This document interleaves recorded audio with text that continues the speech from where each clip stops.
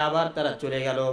এবার ওই গৃহস্থ ব্যক্তি এই দৃশ্যটা ছাদের উপর দাঁড়িয়ে দাঁড়িয়ে, সিঁড়ির ঘরে দাঁড়িয়ে দাঁড়িয়ে দেখতেছে। কিছুক্ষণ পর আবার ওই বাদরগুলো লাফায়া লাফায়া আসলো। আসার পরে প্রত্যেকের হাতে একটা করে লাঠি ছিল, একটা করে ঢাল ছিল, পাতা বিশিষ্ট একটা করে ঢাল ছিল।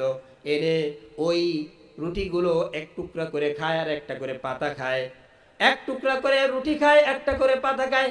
খেতে খেতে সমস্ত রুটিগুলো শেষ করে ফেলেছে।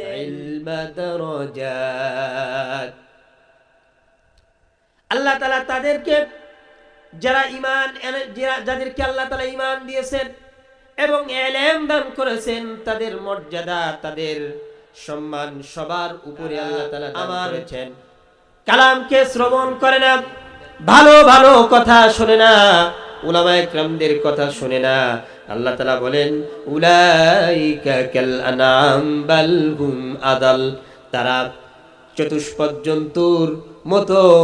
না না, আল্লাহ তাআলা বলেন বালহুম আদাল, তারা চতুষ্পদ জন্তুর চেয়েও নিকৃষ্ট।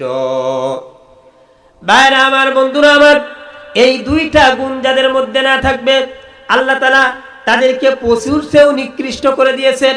এবং তাদের অবস্থানটা কোথায় হবে সে কথাও আল্লাহ তাআলা বলে দিয়েছেন। আল্লাহ তাআলা বলেছেন তাদের অবস্থানটা হবে জাহান্নাম। ভাইরা আমার, বন্ধুরা আমার, যেই ঈমানের কারণে মানুষ আশরাফুল মাখলুকাত, যেই ঈমানের কারণে আল্লাহ তাআলা মানুষকে দামি বানিয়ে দিয়েছেন, ওই ঈমানের ব্যাপারে আমাদের জানা দরকার আছে কিনা। ঈমান এমন একটা জিনিস, এই